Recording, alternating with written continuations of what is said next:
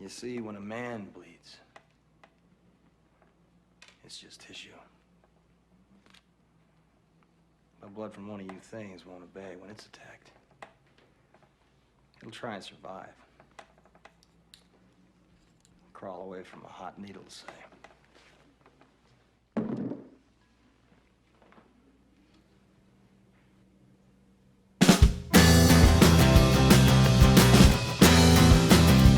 Hello everybody, welcome back to the channel. Welcome to the channel if this is your first time. So, this is the start of This is the start of Horror Mayhem, not Mora Hayhem. That would have been a mistake. Horror Mayhem. Horror Mayhem. It's an event, month-long event in May where we concentrate on horror. And I'm really looking forward to this. So I've already done a general introduction video. Then I did another video where I honed in on the stories that I was going to read. But I'm also going to be hopefully watching some horror films as well. And I want to do this video about body horror. So if you think about horror, there's lots of different types of horror. There's supernatural horror. There's gothic horror. There's, what else is there? Psychological horror. And body horror. There's lots of others. But body horror is quite a visceral, sometimes disgusting, sometimes icky, sticky genre. And it's something that I think is really fascinating. Some awesome stuff is in body horror. And just to kind of give you a sense of what body horror is, it can be something that focuses on disease or an illness or a parasite burrowing into the body. You know, it could be the effects of transformation in a body. And I'm touching on some of these things when I get going. I actually wrote a story for the Garbology collection, which was a body horror story called Itch. If you read that, then you know what I'm talking about. And it's just a kind of an icky story about a scratch that goes too far and is a bigger problem than what this single character is going through.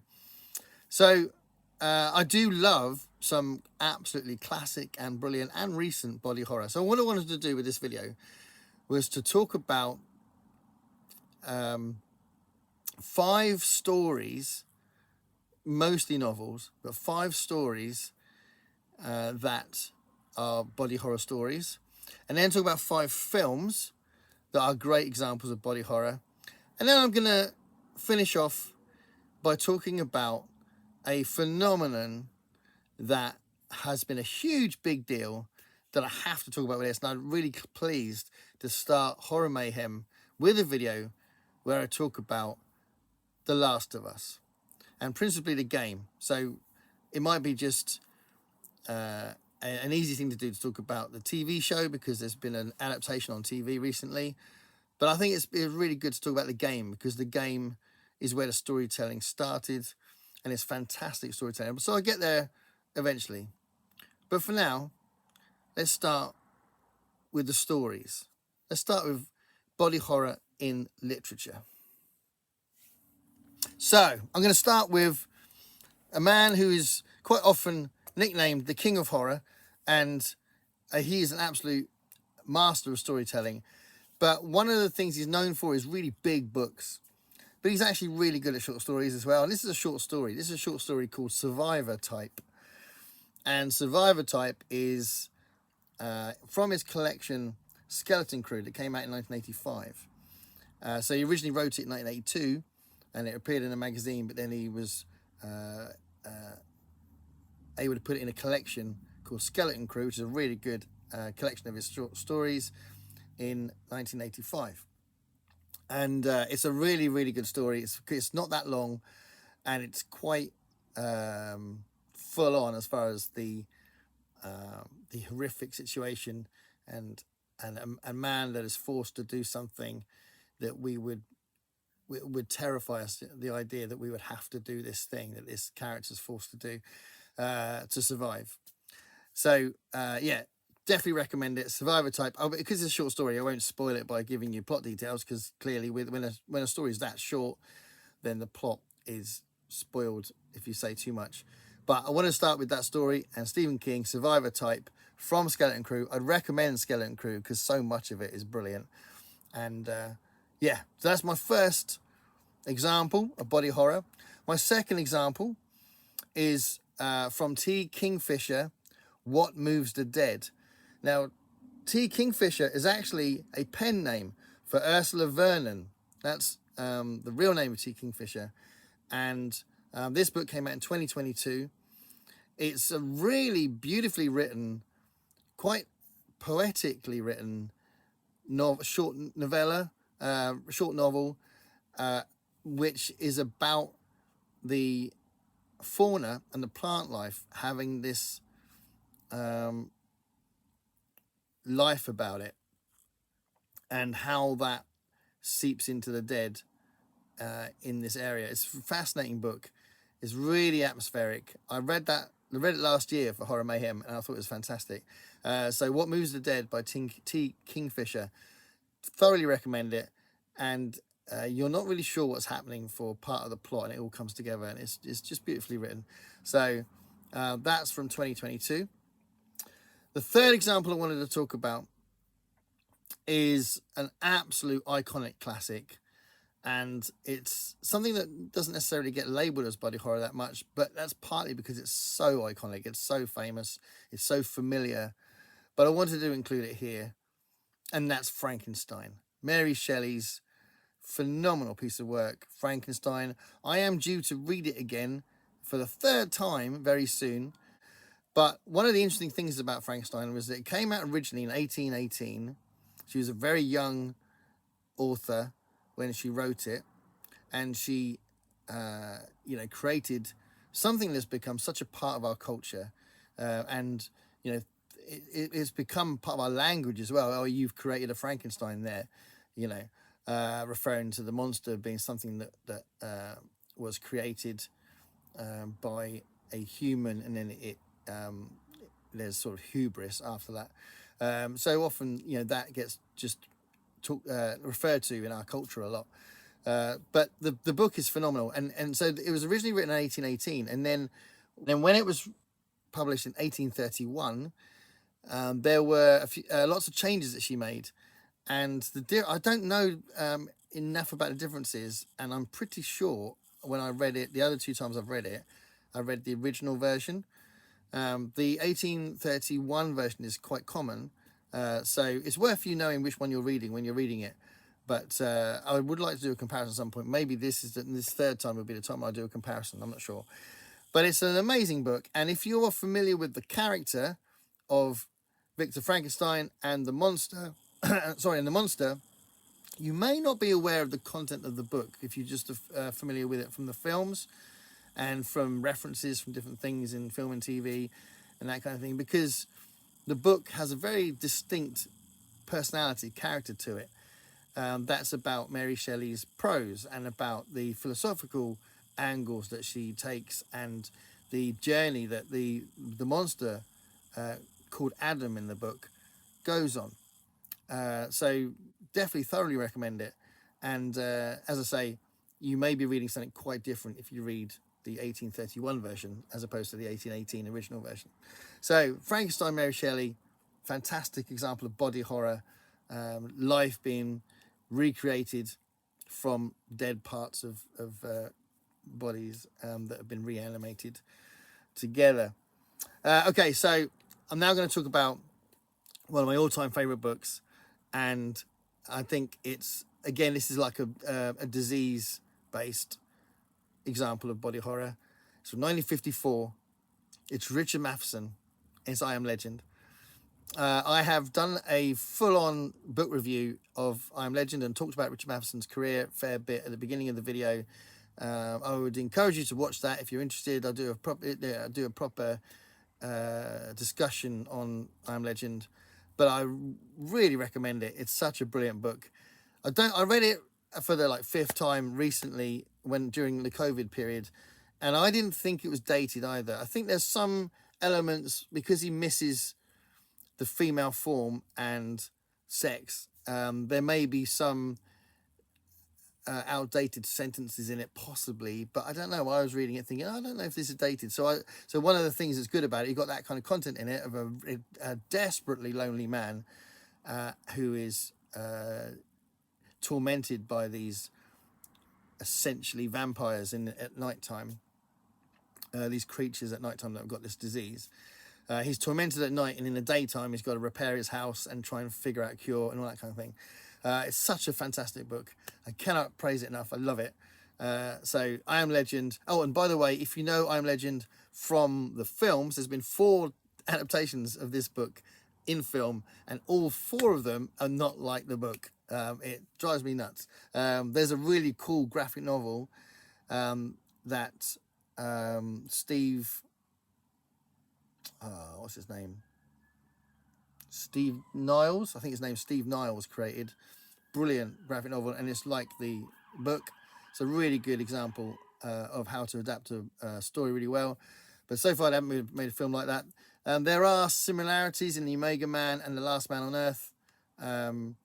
More similarities than in I Am Legend, the Will Smith version, and certainly more versions than I Am Omega, which is Mark Damascus, which is like a martial arts film. But anyway, I would recommend that book, and I know that Pat from Book Chat with Pat is reading that for Horror Mayhem this year, which is great. So I'm looking forward to finding out what she thinks of that. And then I wanted to talk about for the 5th story, I wanted to talk about Franz Kafka, and a story that I think is the essential body horror story. 1915. It's a very short story called Metamorphosis, and it's a very powerful story. It's a very interesting story. It's quite unpredictable, and there's lots of social commentary in it. There's lots of layers to it. You can analyze it, looking at the character's relationship with the different members of his family, the manager of the place he works at, and how all these things react, and how he reacts to becoming a beetle overnight. And he literally transforms into this horrific body overnight. And he's kind of almost nonchalant in thinking, I'm not going to be able to go to work today and all that. It's a really kind of peculiar, in a very Kafka-esque way, story that's just mind-blowing. It's amazing. It's not my favourite Kafka story. And I want to do a video later on in the year of my favourite Kafka story, but it is fantastic, and I definitely recommend it. And as I said, it's quite short, so you can read that for Horror Mayhem this month if you're curious. Metamorphosis by Franz Kafka from 1915. Okay, so I do want to make a special mention of a book that I haven't read yet. I haven't read it, so that's why it's a special mention, because I know it's a brilliant example of body horror. I've actually seen the film adaptation of it, so I do know a bit more of it than just going in blind, but I do want to read it. I kind of left it so that when I do read it, I'll forget a lot of the film, because I love the film. It's fantastic. But anyway, what I'm talking about is Jeff Vandermeer's Annihilation. And this is a story that came out in 2014 that was the start of a series of books, actually, that has got this sort of science fiction horror tinge to it, but it's got these body horror elements to it.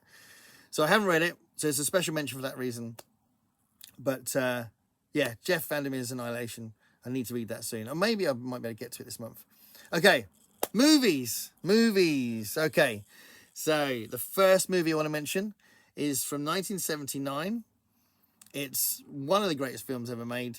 But the reason why I'm saying that this one is the first one I want to mention is really the body horror elements is one of the most famous scenes in any science fiction film, but it's one scene. Most of the film is not body horror.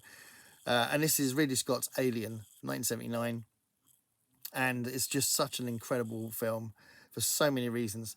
But obviously, you can probably guess already that I'm referring to the infamous scene where John Hurt is having breakfast with the other astronauts. And he's like, oh, I feel a bit funny. Oh, and then obviously it has this incredible scene where the baby alien bursts out of his stomach and goes, and then runs across the floor of the spacecraft, and then goes hiding for a bit, and then suddenly starts appearing in places.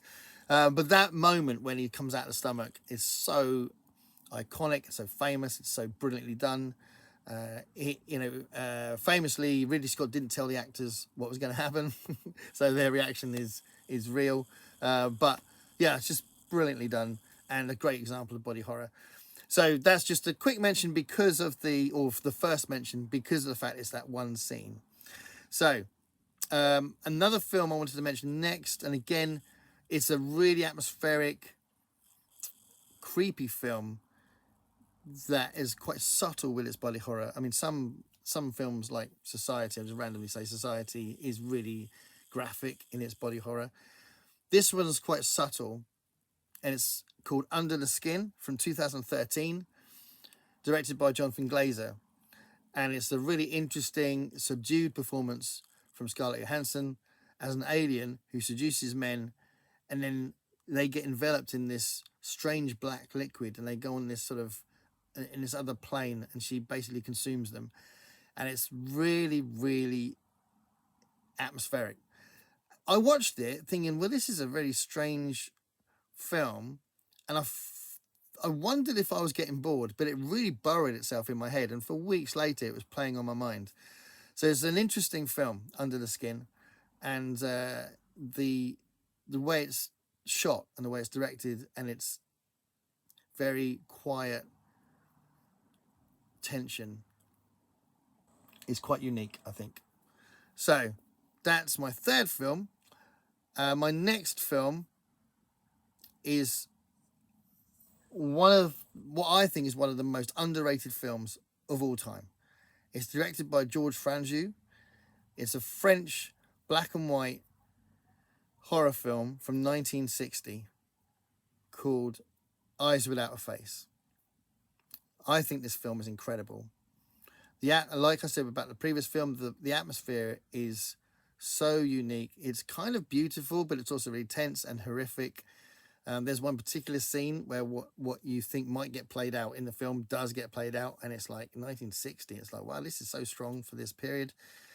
And basically, it's about a man, a scientist, a mad scientist, if you like, who has got this woman going out and meeting women, abducting them, taking them back to this lab where this man is looking for a woman that has a similar facial structure to his daughter, because his daughter had a horrific car accident and has a disfigured face, and he's kidnapping these women, abducting them, and he's taking off their face to put on his daughter, and it kind of plays out from there. And the daughter is a very important character in it and has a big part to play in the atmosphere and in the quite strangely beautiful ending. I'll just show you a quick clip.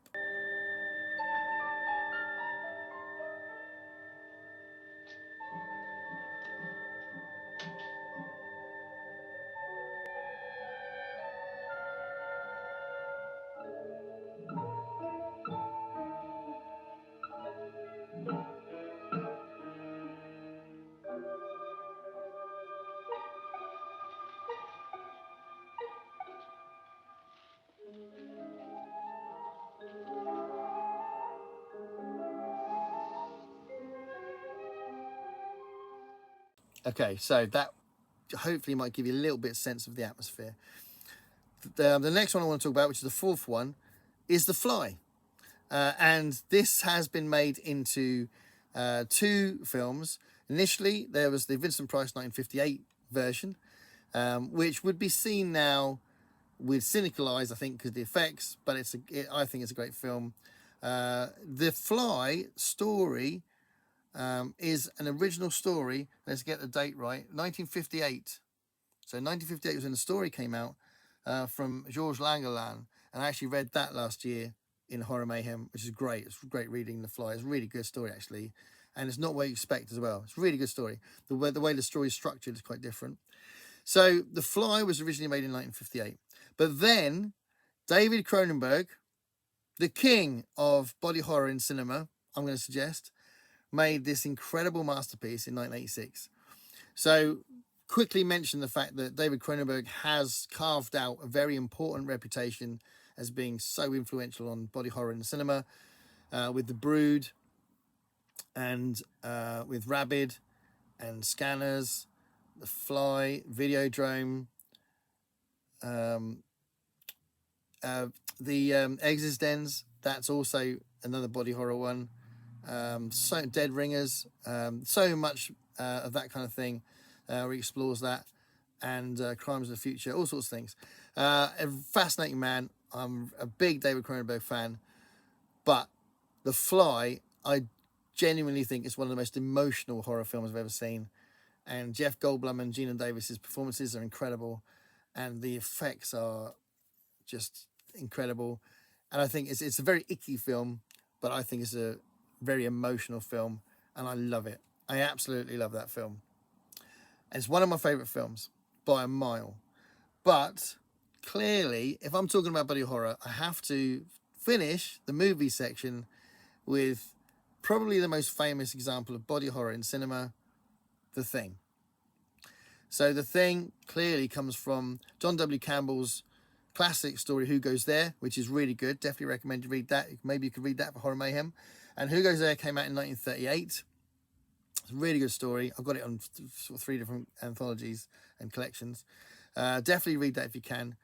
And it's about an alien who becomes a parasite into these different people and can adopt the body of that person. So the people at this small Antarctic research center, the scientists, they can't tell who's the thing. It's a great example of paranoia, and the body horror is amazing.